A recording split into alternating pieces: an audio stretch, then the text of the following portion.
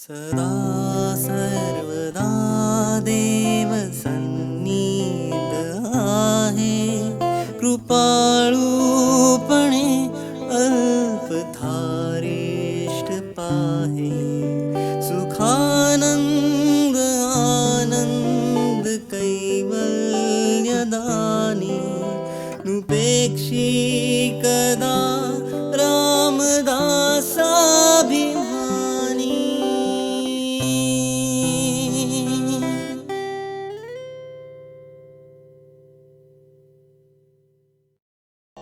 जय जय रघुवीर समर्थ. तुमच्या आत असणाऱ्या आत्मारामाला माझा नमस्कार. तुमच्या सगळ्यांच्या गुरूंना माझा नमस्कार आणि तुमच्या सगळ्यांच्या आई वडिलांना माझा नमस्कार. आपण समर्थांची नवविधा भक्ती बघतो आहे सध्या. नवविधा भक्तीतली दुसरी भक्ती कीर्तन भक्ती, याचा काल आपण विवेचन केलं. काही ओवी घेतल्या. कीर्तनात काय असलं पाहिजे, काय काय केलं पाहिजे, हे समर्थांनी आपल्याला सांगितलं. काव्य असावं, संगीत असावं, अभिनय असावा आणि वेळ प्रसंगी नृत्य पण असावा. रामाचा जन्म होतो आहे आणि नगाडे नाही वाजले तर मजा येत नाही, आणि त्या मृदुंगाच्या तालावर आपण नाही नाचलो त्याचीही मजा येत नाही. त्याच्यामुळे नृत्य आवश्यक आहे, अभिनय आवश्यक आहे आणि संगीत पण आवश्यक आहे. संगीताबरोबर सांगणारा वक्ता, त्याला असणारं ज्ञान, त्यांनी वापरलेले आपले कौशल्य कीर्तनासाठी एक महत्वाचा मुद्दा होऊन बसतो. एक गोष्ट सांगते. आपल्या मनावर रामायण लहानपणापासून बिंबवल्या जातं. रामायण इतकं मोठं आहे, इतके पात्र आहेत त्याच्यामध्ये. त्यातलं एक रामाचं पात्र घेतलं आणि त्याचा पूर्ण जीवन प्रवास पाहायला गेलो तर त्याचे अनेक गुण आपल्या समोर येतात. पण तेच गुण कीर्तनकार बुवानी जर विशद करायला सुरुवात केली तर ते ठसण्यास जास्त मदत होते. आता बघा, रामाचं लहानपण बघा. त्याच्याबरोबर त्याचे तीन भावंड होते, तो धरून 4. आई वडिलांचं प्रेम सगळ्यांनाच होतं. त्यानंतर रामाचं प्रेम मात्र आपल्या तिन्ही भावांवर सारखं होतं. इथे आपला सख्खा भाऊ, आपला सावत्र भाऊ असा कुठेच नव्हता. रामाच्या आयुष्यात जर आपण पाहायला गेलो तर तुलसीदास म्हणतात की तो कौसल्याच्या कडेवर असताना देखील कैकेयीकडे धाव घ्यायचा, कैकेयीकडे जाण्याचा आग्रह करायचा. म्हणजे आपल्या आई इतकंच त्याचं प्रेम कौसल्या मातेवर होतं, तसंच कैकेयी मातेवर पण होतं. त्याचप्रमाणे सुमित्रेवर पण त्यांनी प्रेम केलं. पुढे जसं जसं आपण बघत जातो तसं तसं कितीही चुका झाल्या तरीही पुढच्या व्यक्तीला माफ करण्याची रामाची पद्धत आपण अंगीकारू शकतो का?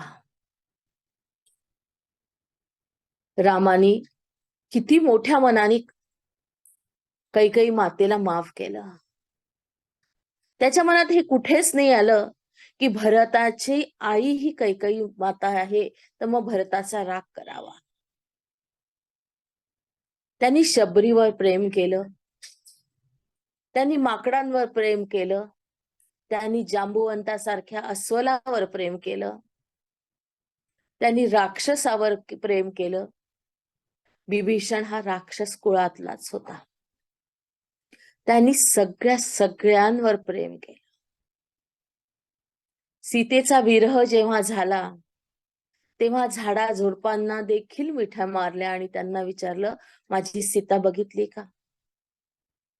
त्याचं हे प्रेम जेव्हा एखादा कीर्तनकार मोठ्या खुबीने आपल्या गोष्टीमध्ये गुंफून आपल्याला सांगतो तेव्हा आपल्याला त्याच्यातला बारकावे समजायला लागतात. आताच हाच कीर्तनकार आपल्याला या सगुणाकडनं निर्गुणाकडे नेतो. सगुणातला राम दाखवतो, सगुणाची महती गातो, पण त्या रामाच्या आत देखील दुसरा राम आहे हे आपल्याला पटवायचा प्रयत्न करतो.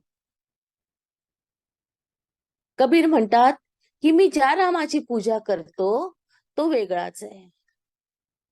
मी निवांत बसतो आणि माझा जप, माझं नामस्मरण राम करतोय. जसा जनी बरोबर तो येऊन दळतोय, कबीराचे शेले विणू लागतो आहे, गोरा कुंभाराबरोबर मातीचे मडके बनवतो आहे, किंवा एकनाथ महाराजांबरोबर तो एकनाथ महाराजांच्या घरी पाणी भरतोय. हा राम कोणाच्या तरी शरीरात येऊन मदत करतोय. सगुण असलेल्या रामाला निर्गुणात बघायची सवय कीर्तनकार लोक आपल्याला लावू शकतात किंवा लावायचा प्रयत्न करतात. निर्गुण समजणं खूप कठीण आहे, पण कठीण जेव्हा सोप्या याने 2 आणि 2 4 होतात, हे जेव्हा आपल्याला शिकवलं जातं तर हळूहळू आपण 5 अंकी ते 6 अंकी बेरीज देखील सहज करू शकतो. हे कीर्तनकारांचं काम आहे. आपल्या मनात अनेक अंधश्रद्धा असतात, अज्ञान असतं. या अज्ञानाला, अंधश्रद्धेला आपल्या वाणीतून आपल्यापर्यंत पोचवून ते दूर करण्याचं कार्य कीर्तनकार करत असतात. ही कीर्तनाची महिमा आहे, दूर करण्याचं कार्य करतात.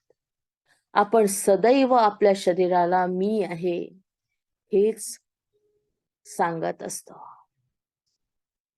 आपल्याला हे माहित आहे की फक्त चालत्या बोलत्या प्राण्यामध्ये जीव आहे, पण जसे जसे शोध लागत गेले तसे तसे वनस्पतीला देखील प्राण आहेत आणि त्या जाणू शकतात हे लक्षात आलं.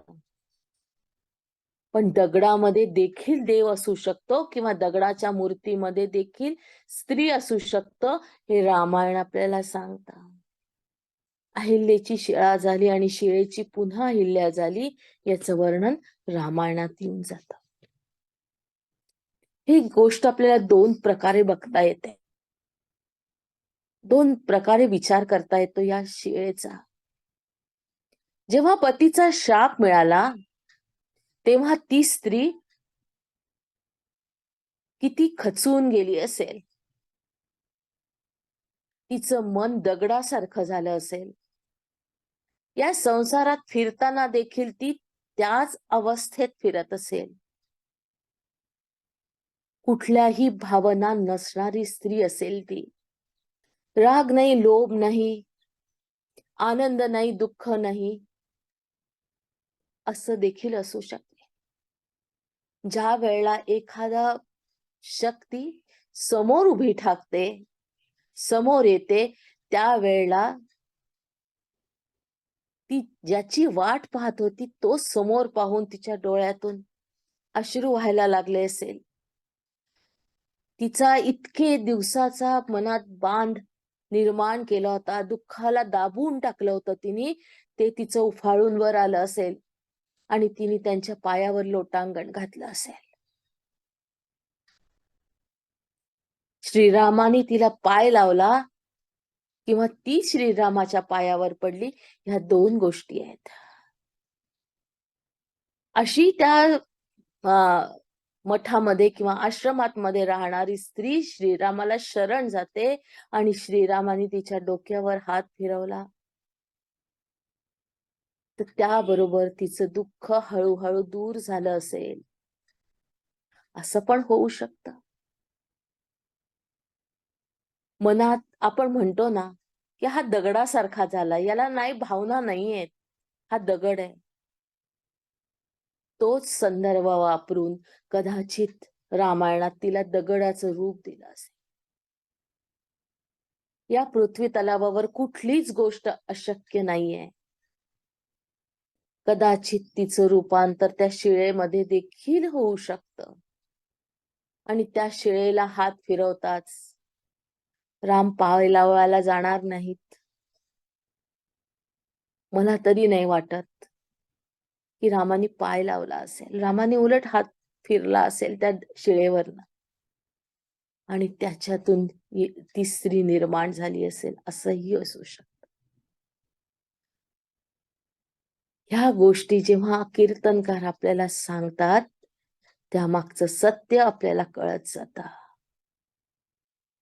निर्गुण काय, सगुण काय, द्वैत काय, अद्वैत काय, याचा बोध कीर्तनाच्या माध्यमातून आपल्याला समजत जातो.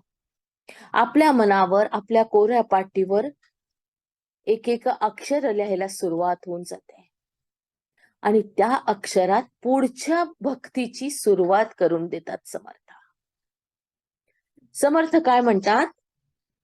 सगुण कथा या नाव कीर्तन अद्वैत म्हणजे निरूपण, सगुण रक्षुण निर्गुण बोलत जावे. सगुणाची महिमा सांगा. सगुणाच्या महिमेतून निर्गुण काय आहे याच्याकडे हळूहळू घेऊन चला.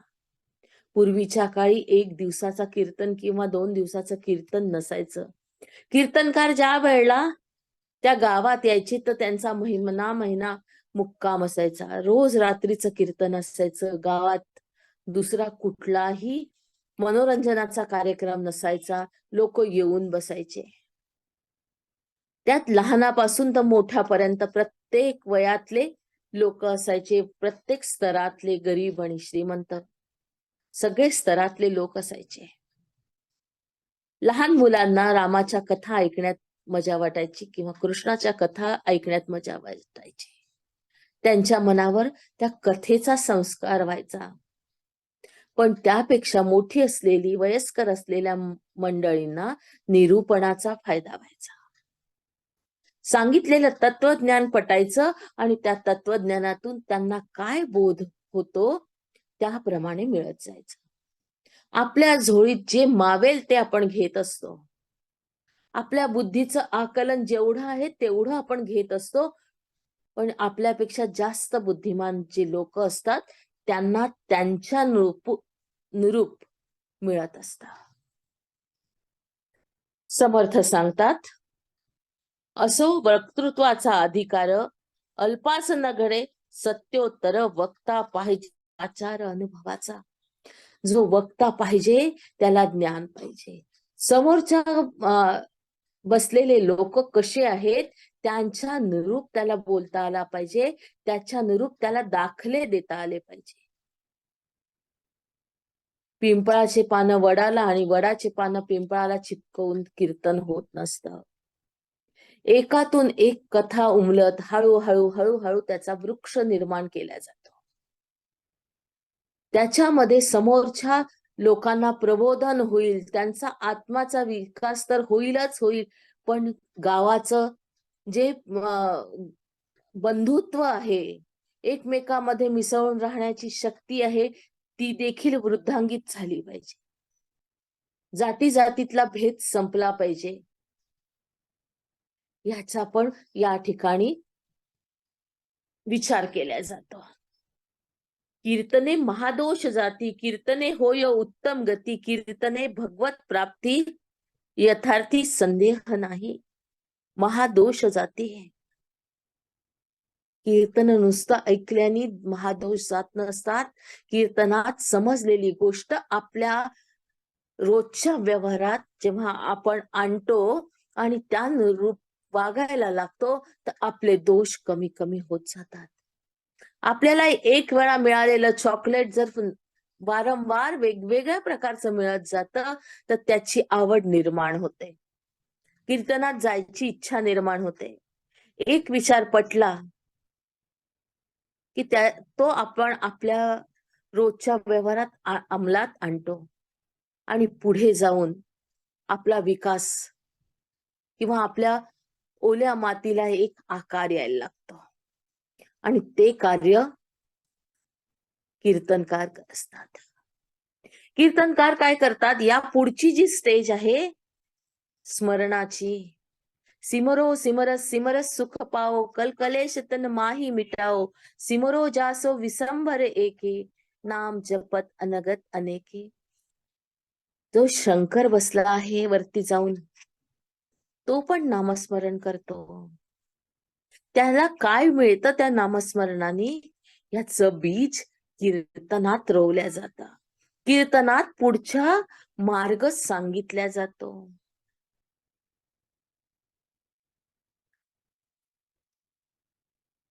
कीर्तने वाचा पवित्र, कीर्तने होय सत्पात्र, हरी कीर्तने प्राणी मात्र सुशीळ होते.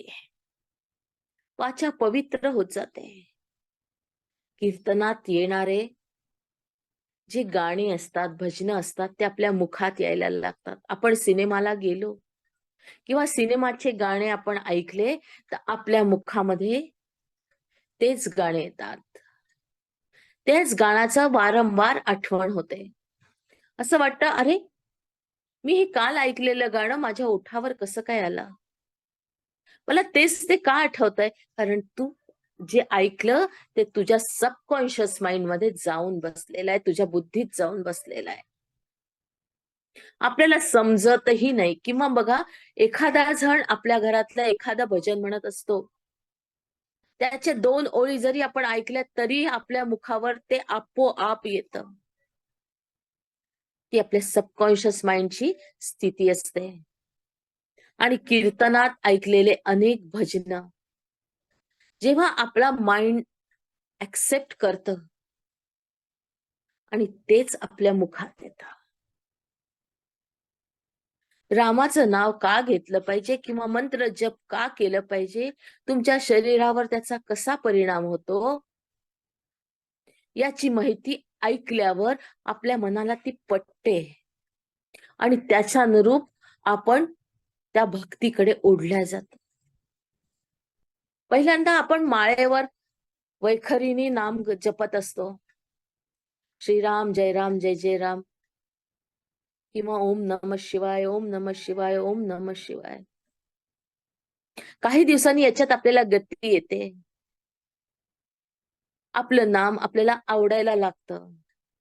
त्याला एक छान चाल बांधल्या जाते. अनेक लोक पंख्याला जो आवाज असतो ना, घर घर घर घर घर, याच्यावर नाम जपतात. गाडीतून जाणारे लोक गाडीच्या रेल्वेच्या आवाजाबरोबर स्वतःला बांधून घेतात. त्याच्यात ते नाम ऐकायला यायला लागतं आणि हळूहळू आपली अशी स्थिती होते की त्या पंख्याच्या याच्यात आपण न म्हणता देखील आपल्याला असं वाटतं की ते राम नाम सुरू आहे. राम राम राम आपल्याला त्या पंख्याच्या आवाजात देखील ऐकायला येतं, कारण आपण त्या आवाजाशी अनुसंधान पावलेलं असतो, त्या आवाजाबरोबर एकरूप झालेलं असतो. तर आपल्याला आपल्या आतलं नाम आपल्याला बाहेर कानाला ऐकू येतं. आत असलेलं, आत मुरलेलं नाम आपल्याला दुसऱ्या गोष्टीतून देखील ऐकायला येतं. आपल्याला असं वाटतं हा वाहणारा वारा देखील आपल्याला राम नामच ऐकवतोय. त्याची शीतळता आपल्याला अनुभवायला यायला लागते, वाहणारं नाम. मग त्या नामात आपण इतकं रंगून जातो, इतकं रंगून जातो की आपल्या डोळ्यासमोर असणारा सगुणाचा पुतळा दूर होतो आणि आपण त्या सगळ्या घटकामध्ये तो राम नाम पाहायला लागतो. नाम तेच रामापेक्षा देखील श्रेष्ठ रामाचं नाव आहे. म्हणूनच रामाने टाकलेला समुद्रात दगड तरत नसतो, त्याच्यावर राम नाम लिहावं लागतं. तेव्हा तो समुद्र उचलून धरतो. मग रामापेक्षा जर जास्त त्याचं नाव असेल तर ते नाव आपल्या मुखी घ्यायला काहीच कष्ट लागत नाही. त्या नामात रंगून जायला कष्ट लागत नाही. मग आपण त्याच्याशी इतकं एकरूप होतो, की आपल्याला जिथे तिथे तेच दिसायला लागतं.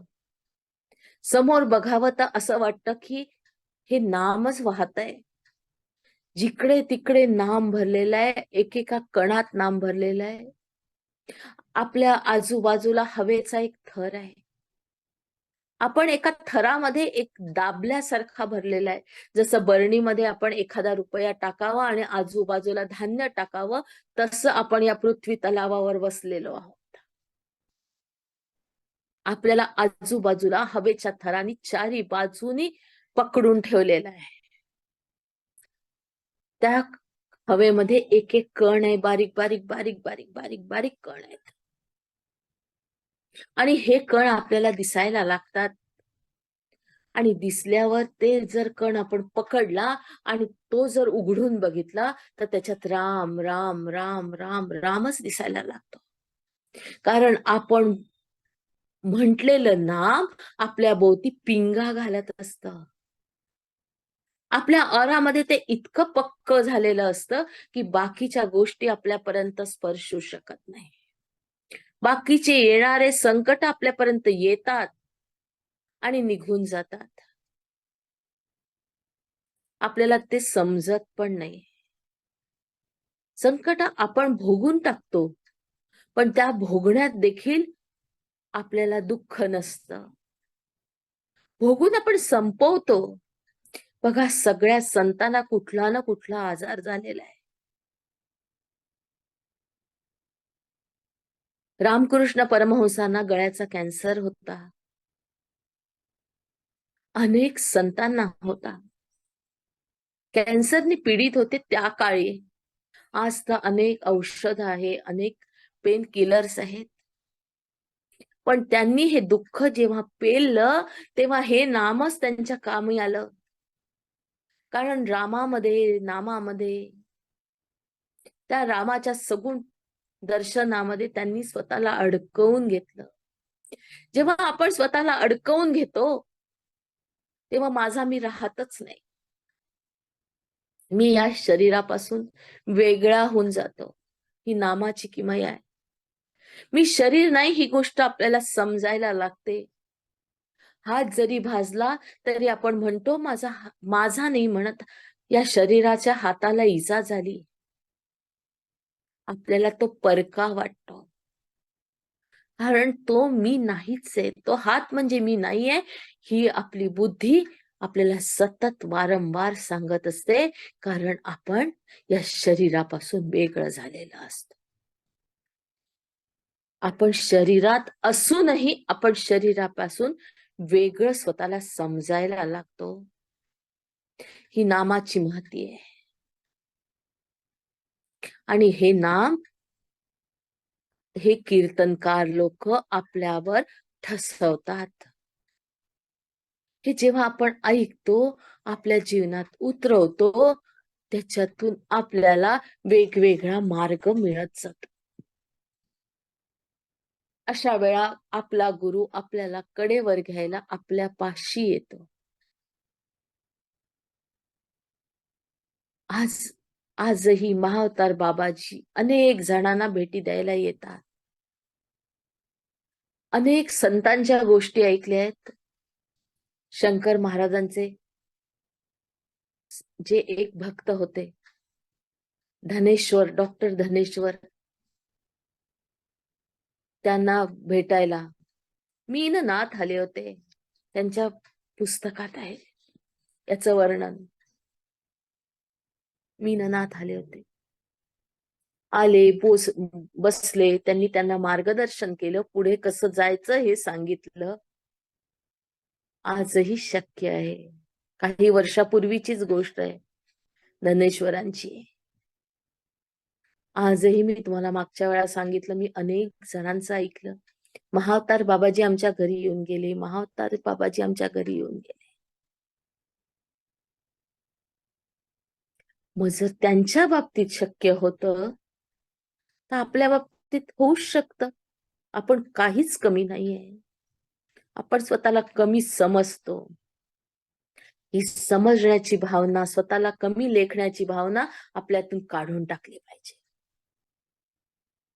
आपल्याला एक गर्व असला पाहिजे की मी त्याच परमेश्वराचा पुत्र आहे किंवा मुलगी आहे, त्याच परमेश्वराची, की ज्यांनी ही सृष्टी निर्माण केली आहे, इथले सगळे लोक निर्माण केलेले आहे, हे माझ्यासाठी केलेले आहे, मला खेळायला केलेले आहे. हा विचार जेव्हा आपल्या डोक्यात येतो तेव्हा आपल्याला आपल्या आजूबाजूचे लोक देखील आपले वाटायला लागतात. माझ्या बापाने निर्माण केलेलं आहे. आपण म्हणतो ना, तुझ्या बापाने काय केलं? हो, माझ्या बापाने ही सृष्टी निर्माण केली. माझा बाप तोच आहे ज्यांनी मला इथे खेळायला पाठवलंय काही दिवसासाठी. काही दिवसासाठी मी इथे आली आहे. अशा वेळा जेव्हा हा विचार आपल्या मनात खोल खोल जातो, त्यावेळेला आपल्याला मृत्यूचं भय वाटत नाही. आपण त्या मृत्यूला देखील आलिंगन देतो, ये कधी यायचं ते ये. आणि ज्या वेळेला आपण आलिंगन द्यायची परिस्थिती निर्माण होते, त्यावेळा आपल्या मुखात असलेलं नाम आपल्याला कुठल्या कुठे घेऊन जातं. असं हे नाम, नामाचं रूप, सगुणातून निर्गुणाचा प्रवास, आपल्याला त्याचं बीज या कीर्तनात मिळतं. त्याचा विकास याच्या पुढच्या अनेक नवविधा ज्या भक्ती सांगितल्या त्या भक्तीमधून आपल्याला समर्थ पुढे नेतातच, आपल्याला सांगतातच. पण सुरुवात मात्र श्रवणाने होते. श्रवणातून कीर्तन निर्माण होतं आणि आपण उद्या पाहणार आहे ते स्मरण. स्मरण कसं असावं, स्मरण कसं करावं, त्या परमेश्वराशी नातं कसं निर्माण करावं. मीरेनी कसं केलं, सुदाम्याने कसं केलं, अर्जुनाने कसं केलं, उद्धवानी कसं केलं, गोपिकांनी कसं केलं, आपल्याला कसं करता येईल. आपल्याला त्याला बाळ मानता येईल की भाऊ मानता येईल की वडील मानता येईल की आई मानता येईल, याचं बीज आपण या कीर्तनातून घेऊन जाऊया. म्हणून कीर्तनाचा अगाध महिमा, कीर्तने संतोषे परमात्मा, सकळ तीर्थे आणि जगदात्मा हरी कीर्तनी वसे. म्हणून आजही कीर्तन असेल तर अनेक संत त्या कीर्तनाला उपस्थित असतात. आमचे पापाजी म्हणायचे की आज अनेक महात्मा यहाँ आए हुए हैं. अनेक महात्मा, अनेक प्रेत आत्मा भी आए हुए हैं. कारण प्रेत आत्म्यांना मुक्ती नसते. त्यांना स्वतःची मुक्ती मिळवायची असेल तर अशा जागी ते येतात, ती कथा श्रवण करतात. आणि देवतेला पण स्वतःला वरच्या वर्गात जायचं असेल, एक एक सप्त स्वर्ग आहेत ना, एका स्वर्गातून त्याच्या वरच्या स्वर्गात, त्याच्या वर्गात वरच्या स्वर्गात जायला देखील देवतेंना अनेक मेहनत करावी लागते आणि त्यांना सरळ सोपं जाता येत नाही. त्यावेळेला ते या कीर्तनामध्ये येऊन बसतात. तुलसीदासांची गोष्ट आहे की तुलसीदास जेव्हा रामकथा सांगायचे तेव्हा एक कोड असलेला म्हातारा, गळलेला म्हातारा सगळ्यात शेवटी यायचा आणि शेवटी निघायचा, एका कोपऱ्यात जाऊन बसायचा. असं म्हणतात एका ब्रह्मराक्षसाने तुलसीदासांना सांगितलं की जो येऊन बसतो ना म्हातारा, तो हनुमानजी आहे. मी तुला रामाचं दर्शन तर नाही घडवू शकत, पण हनुमानजी कोण आहे हे सांगू शकतो. तुलसीदासांनी त्या दिवशी लवकर कथा आटोपली आणि त्यांचं पूर्ण लक्ष त्या कोड असणाऱ्या माणसावर होतं, त्या गळीत गात्र झालेल्या माणसावर, म्हाताऱ्या माणसावर होतं. त्यांनी कथा आटोपली. सगळे लोक पांगापांग झाली, सगळे लोक निघून गेले आणि तुलसीदास त्या म्हाताऱ्याचा पाठलाग करत निघाले. त्या म्हाताऱ्याला वाटलं का रे हा माझ्या मागे का येतोय. एका अशा ठिकाणी आले की आजूबाजूला कोणीच नाही. त्यावेळा तुलसीदासांनी जाऊन त्याचे दोन्ही पाय पकडले. मला माहित आहे तुम्ही कोण आहात. मला तुमचं खऱ्या रूपाचं दर्शन द्या. मला राम सीतेचं दर्शन घडवा. मारुतीरायांनी त्यांना स्वतःचं दर्शन दिलं आणि पुढे जाऊन रामाचं पण दर्शन घडवून आणलं. हा कीर्तनाचा महिमा आहे. आपल्या सगळ्यांना पण रामाचं दर्शन होणारच आहे, कारण तो आपल्या आत आहे. आपण त्याचीच लेकरं आहे. जाऊन कुठे जाणार आहे तो. आपल्याला जवळ यावंच लागणार आहे. बस आपण त्याच्याकडे जाण्याची मार्ग निवडतोय, त्याच्याकडे जाण्यासाठी प्रयत्न करतोय. एक दिवस येऊन तो आपल्याला उचलून घेणारच आहे. हा आशावाद ठेवूया आणि आज इथेच थांबूया. पाय क्रॉस करा. हात क्रॉस करा.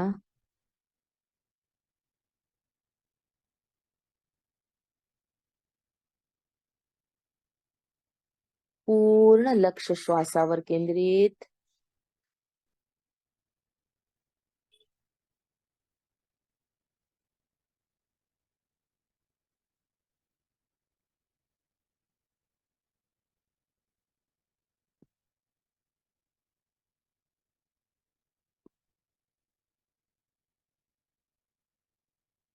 पूर्ण लक्ष श्वासावर केंद्रित.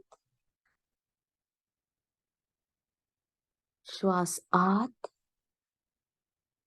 श्वास बाहेर. श्वास आत, श्वास बाहेर. श्वास आत, श्वास बाहेर. येणारा श्वास, जाणारा श्वास. आपण पवनपुत्र आहोत, त्याच्यामुळे श्वासावर स्वार व्हायचं, आत जायचं.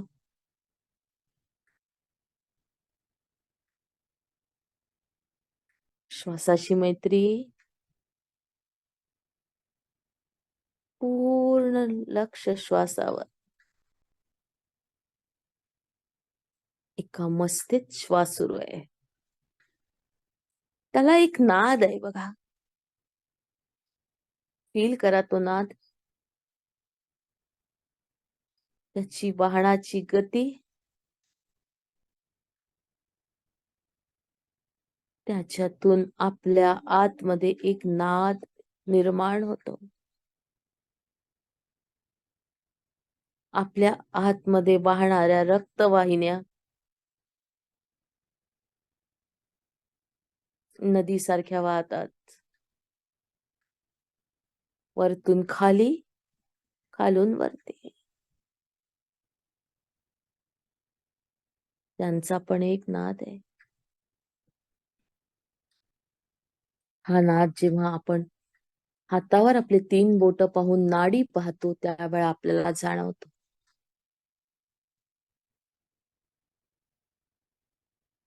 तसाच नाद आपल्या हृदयाचा आहे. आपल्या हृदयाचं धडकणं एका लयीत सुरू असतं.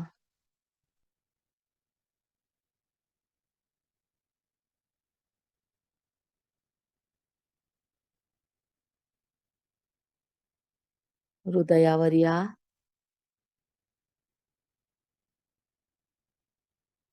आणि या नादाला बघायचा प्रयत्न करा. स्वतःचेच ठोके कसे पडतात आहे. त्याची गती हळूहळू कमी झाली आहे. संथ लयीत सुरू आहे.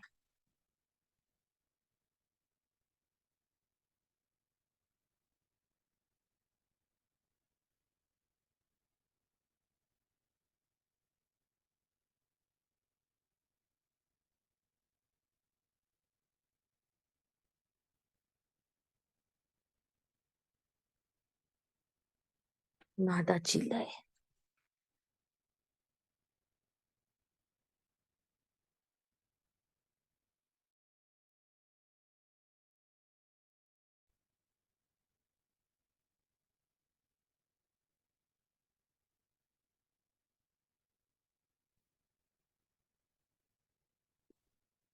पूर्ण लक्ष श्वासावर. श्वासाने आपण हृदयावर उतरलो आहोत आणि हृदयातून आपण ऐकतो आहे हृदयाचा नाद.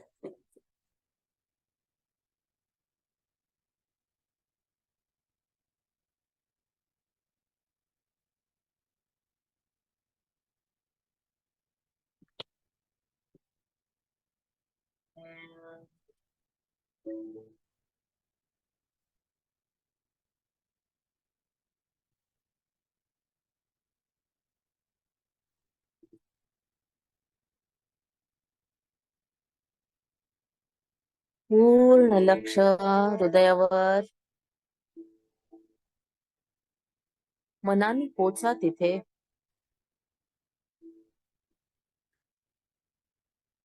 नाद ऐकू येईल.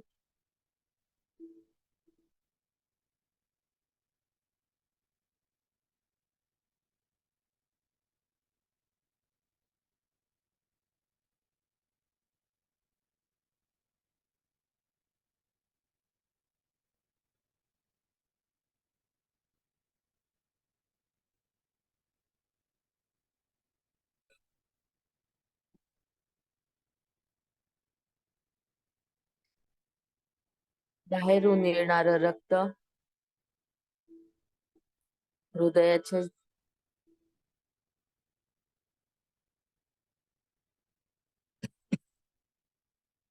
उघडझाप.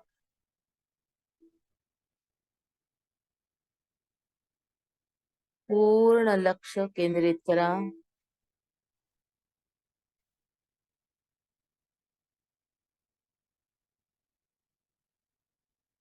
ज्यांना शक्य होत नसेल त्यांनी आपला उजवा हात हृदयावर ठेवा.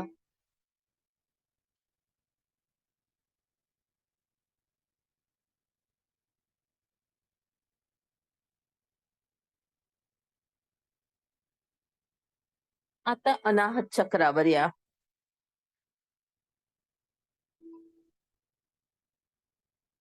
स्पायनल कॉर्डला धरून अनाहत चक्र मधोमध. अनाहत चक्राला या. आपण निर्गुणातून सगुणाकडे जाऊया.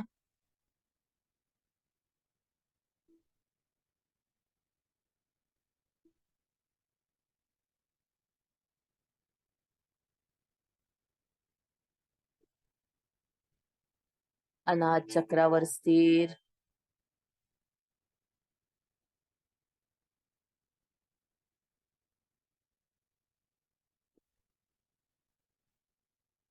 सब में रमने वाला वो राम यहाँ भी खड़ा है. घटाघटात असलेला राम आपल्या आत आहे.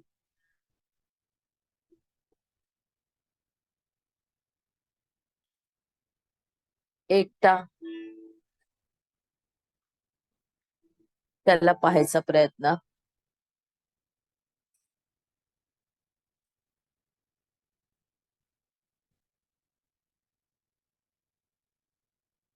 पावलापासून पाहायला सुरुवात करा.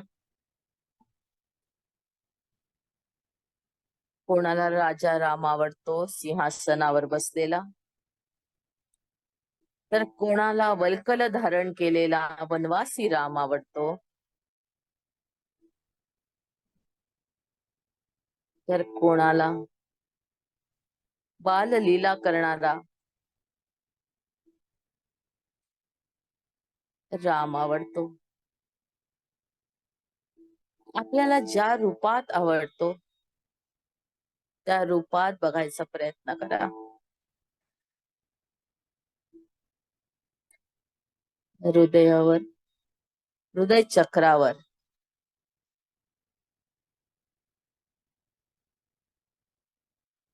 तुमच्या समोर तुम्हाला आवडणारी मूर्ती साकार होऊन उभी आहे.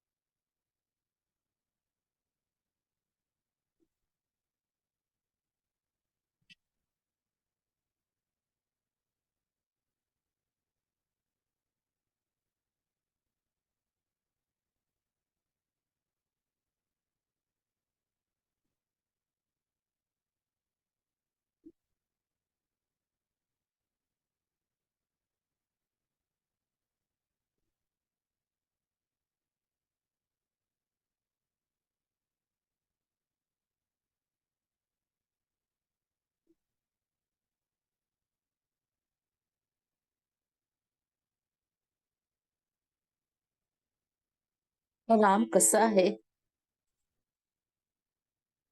राजस सुकुमार, मदनाचा पुतळा.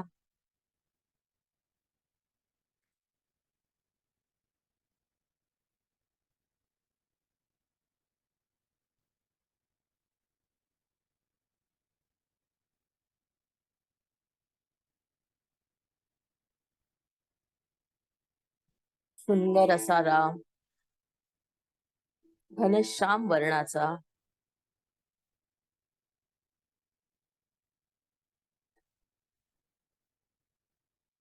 हातात चाप बाण घेतलेला,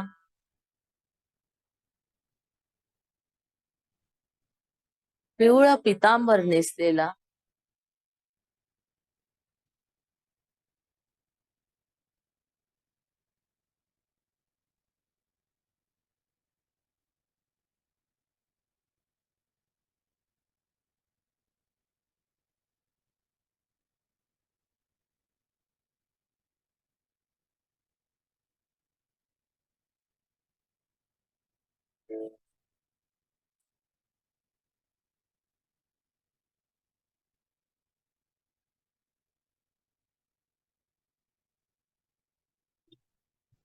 रामाच्या पावलाकडून त्याच्या चेहऱ्याकडे बघत चला.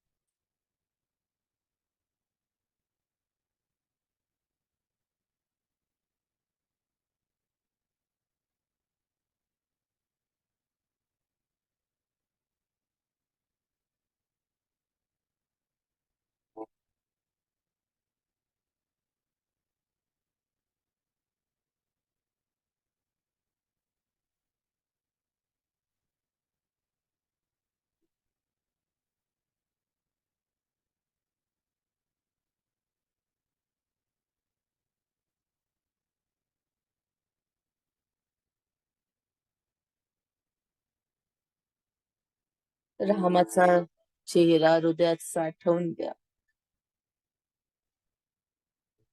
त्याचं सरळ असं नाक, लांब लांब दिवया,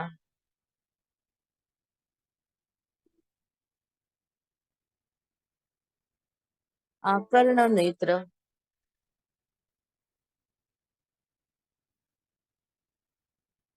चेहऱ्यावर लोळणाऱ्या कुरळ्या केसांच्या बटा,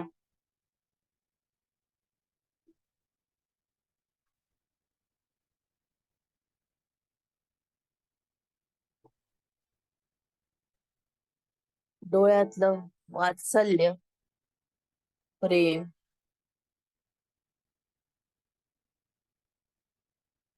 ओठावरचं हसू,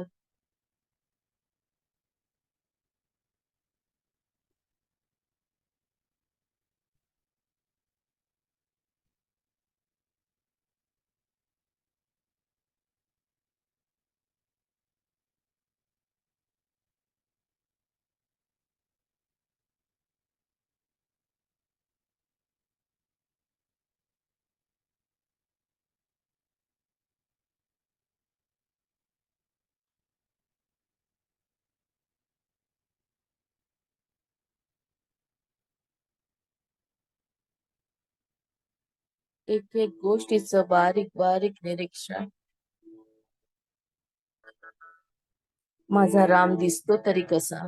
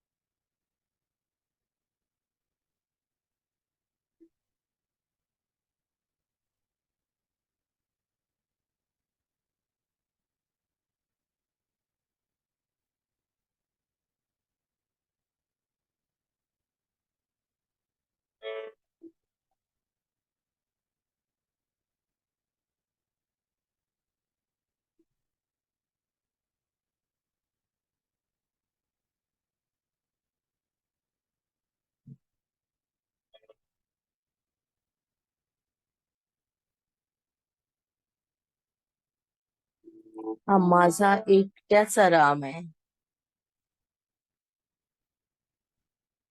तो माझ्या आत आहे.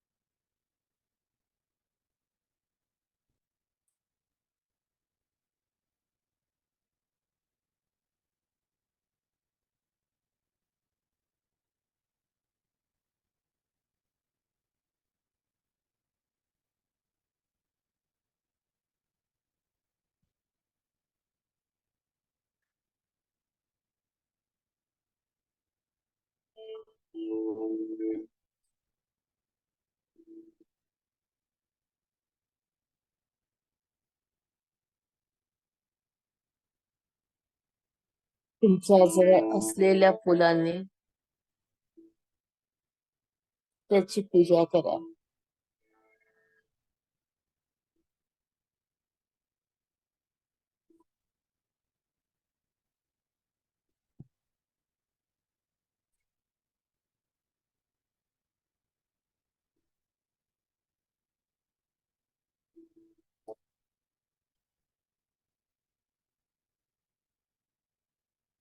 वनवासी रामाला तर 2 हात 1 वसनं असलं तरी चालतं.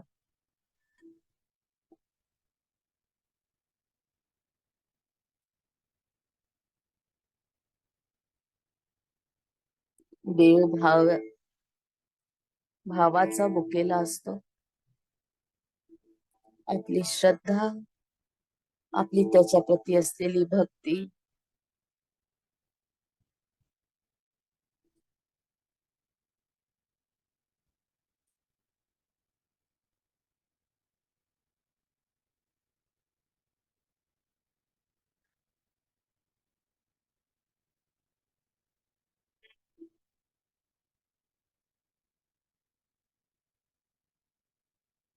दाता राम आहे, सखा राम आहे.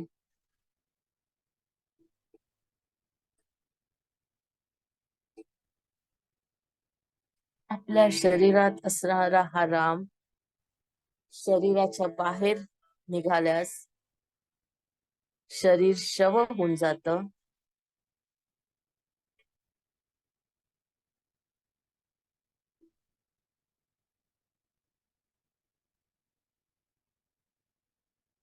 असा हा राम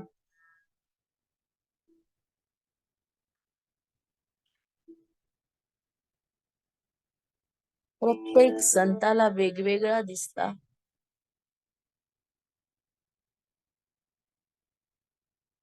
कोणी विठ्ठलात बघितला तर कोणी श्रीकृष्णात बघितला,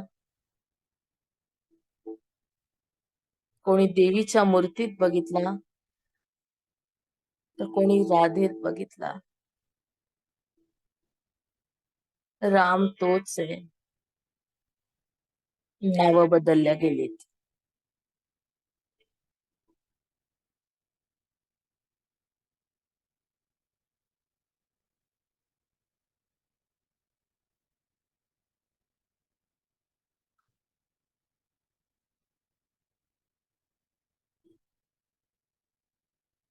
माझ्या रामाला माझ्या अनुसरून मला ही नाव देण्याचा अधिकार आहे.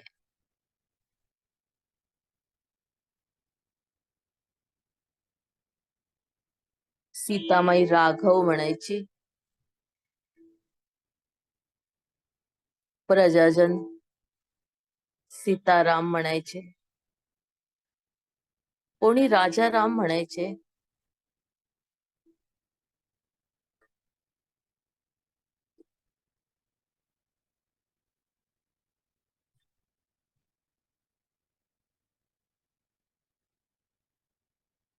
आपल्याला आवडेल असं नाव आपल्या आतल्या रामाला देता येतं.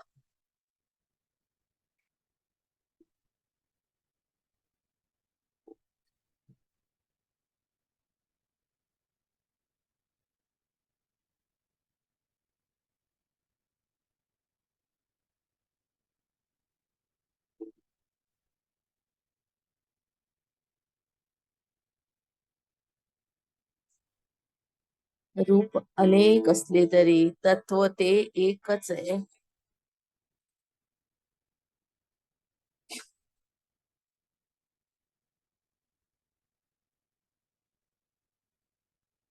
सब कुछ अंदर खोजे सो पायवे. या रामालाच आपल्याला शोधून काढायचंय.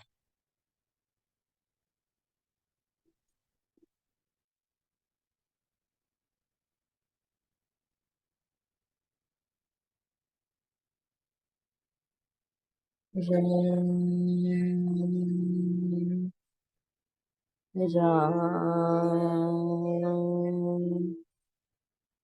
राम राम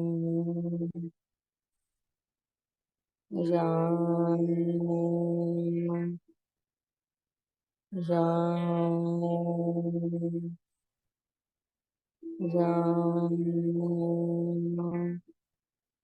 राम राम राम राम राम राम राम राम राम राम राम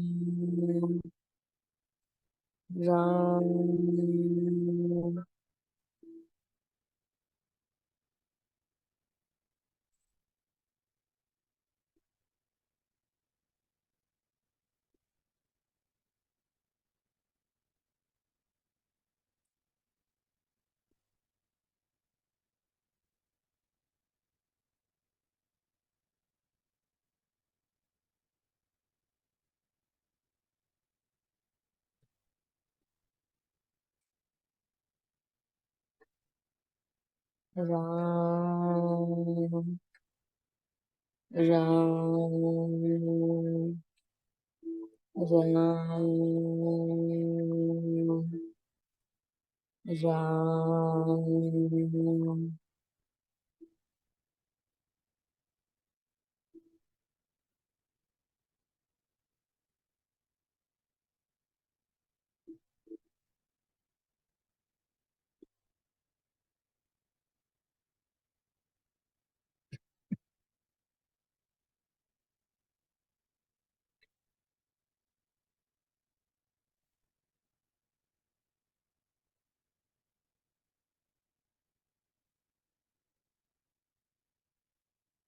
पायावर मस्तक,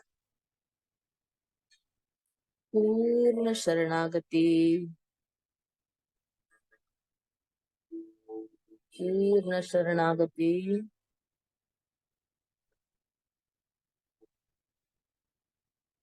हळूहळू आपण ध्यानातून बाहेर येणार आहोत.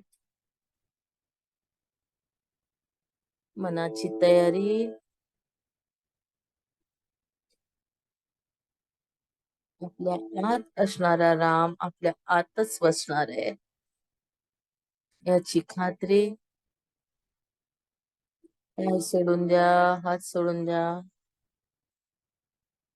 पायाच्या बोटाची हालचाल,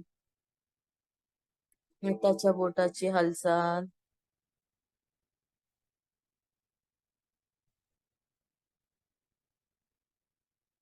दोन्ही हात एकमेकांवर रब करत डोळ्यावर ठेवा.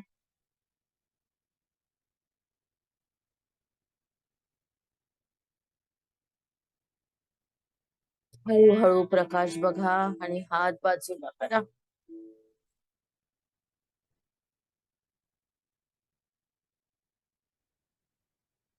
पाणी जवळ ठेवलं असेल तर पाणी प्या.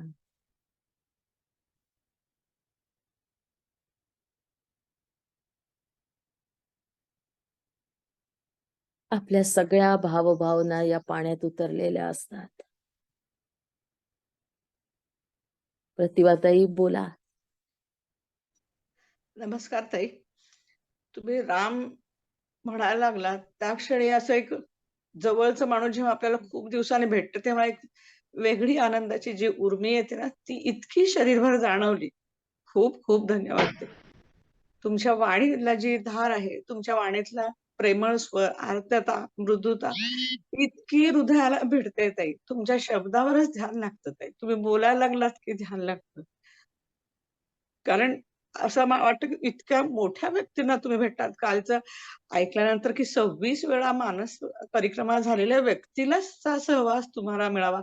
एवढं सर्व तुमच्यामध्ये येतं ते उगाच नाही आलेलं. मला खूप खूप धन्यता वाटते की अशा व्यक्तीच्या सहवासात आणि अशा व्यक्तीचा स्वर आमच्या रोज कानावर पडतो.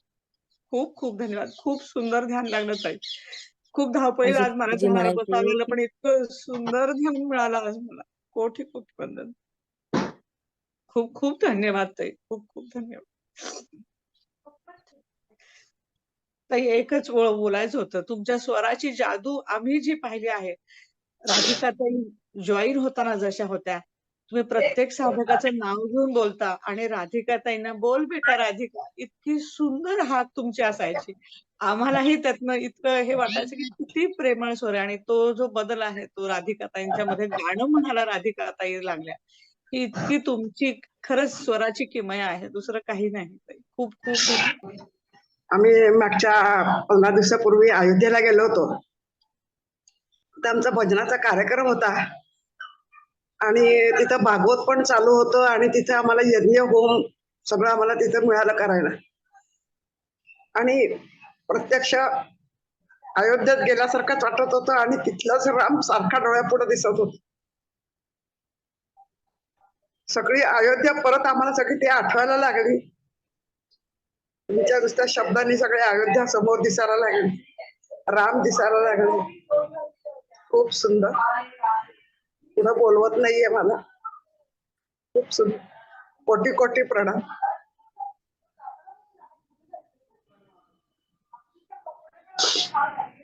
राधिकाताई,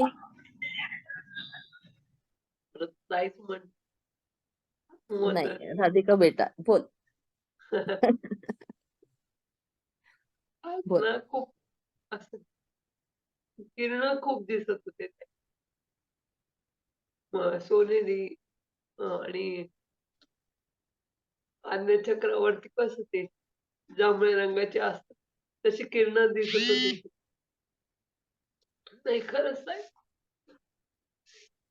आणि ना काल 4चा वेळ होता असा. तर आपण ना असं बारकाईने निरीक्षण करतच नाही कधी. तर आमच्या घरात ना सूर्यकिरण येतात 4 वाजता का असेना काही. म्हणजे सकाळी पण येतात, संध्याकाळी पण येतात. तर त्याच्यामध्ये सप्तरंग होते. असं छोटासाच प्रकाश होता. पण त्या सप्तरंगामध्ये म्हणजे जेव्हा बारकाईने पाहिलं तेव्हा सगळे म्हणजे भगवा, नंतर लाल, पिवळा म्हणजे असं सगळे रंग त्याच्यामध्ये दिसत होते. आणि प्रकाशाची जादू कशी असते किंवा खरंच आपण पाहिलं असेल लहानपणी सुद्धा. पण असं विचार करतो ना आता जेव्हा, की नाही खरंच हे आहे, की जे म्हणतो ना प्रकाशाचे किरण किंवा जे काही असं म्हणतो आपण वर-वर जातो किंवा कसं होतं असेल किंवा कसा त्याचा परिणाम होतो. हे खरंच खूप छान म्हणजे मला काल 4 वाजता मला अनुभवायला मिळालं. माझ्या मुलीला पण मी दाखवलं तेव्हा. म्हटलं बघ हे कसे जादूचे दिसताय तसे काही प्रकाश. इतकं छान वाटलं ना. हां. आणि तुमचं ना खरंच बोलणं म्हणजे खरंच अलौकिक आहे ताई. धन्यवाद. धन्यवाद. ममताताई बोला. नमस्कार अनघाताई. पूर्ण वेळ इकडे पूर्ण सेंटरला राम दिसत होते आणि एकदम स्थिर झाली, शांत झाली. एकदम खूप असं रात्री ना बराच वेळ झोप नव्हती लागत, एकदम झोप झाली ना तर एकदम असं डल वाटत होतं. आता एकदम फ्रेश वाटते. छोट्या बाळाचे 2 हात असे दिसले म्हणजे असे. आणि आणि लता मंगेशकर दिसल्या फर्स्ट टाइम असा फेस त्यांचा. आणि खूप असं पूर्ण वेळ रामाचं दर्शन म्हणजे ज्या क्षणी तुम्ही बोलले ना त्यापासून माझ्या इथे मध्ये मला रामच दिसत होते. आणि छान असे ते पूर्ण त्यांचं असतं ना तसं सगळं शस्त्र असतात ते असे तसे तसेच दिसले मला एकदम छान. आणि असं प्रकाशमय झाल्यासारखं वाटलं, असं एकदम छान वाटलं. सुजाताताई. हा, आत्मवंदन अनघाताई. खूप छान अनुभव. राम मला आतमध्ये म्हणजे हृदयामध्ये पूर्ण मूर्ती पण दिसली आणि नंतर चेहऱ्यावर तुम्ही कॉन्सन्ट्रेट करायला सांगितलं तर तसं मी पूर्ण मूर्ती पण तेजोमय झाली होती जांभळ्या रंगात. पूर्ण मूर्तीतून असा प्रकाश प्रकाश असं दिसलं. आणि चेहरा जेव्हा बघत होते तेव्हा त्या चेहऱ्याचं रूपांतर सूर्यामध्ये झालं. आणि चेहरा असलेला सूर्य, नाक, डोळे, कान असं सगळं. आणि वरती असं इकडे ते सूर्याचं हे पण होतं, असं म्हणजे काहीतरी तिलक पण होता. तर अशा सूर्यामध्ये रूपांतर झालेलं दिसलं मला. आणि खूप तेजोमय पण होता तो सूर्य. असा आग टाकत असतो ना असा, तसा तो सूर्य दिसत होता. आणि तुम्ही पूजा करायला सांगितली त्याच्या आधीच मी पाद्यपूजा करून घेतली होती. त्याच्यानंतर तुम्ही सांगितलेत करायला. खूप छान अनुभव. खूप खूप धन्यवाद ताई. रोहिणीताई. नमस्कार ताई. आजचं ध्यान म्हणजे रोजचं ध्यान खूपच सुंदर असतं, पण आज ते रामाची मूर्ती मला पिवळा पितांबर आणि हातात हे धनुष्यबाण हे आधी दिसलं आणि पायातून असे प्रकाश खूप म्हणजे माझ्या आज्ञाचक्रावर जातोय असं म्हणजे पूर्ण खूप प्रकाश म्हणजे पावलं दिसली फक्त आणि तो प्रकाश माझ्या आज्ञाचक्रावर जातोय हे खूपच मला जाणवलं आणि पूर्ण ध्यान म्हणजे जांभळा आणि असाच रंग दिसत होता आज. खूप म्हणजे खूपच धन्यवाद ताई. खूपच धन्यवाद. खूप सगळ्यांचे अनुभव खूप छान.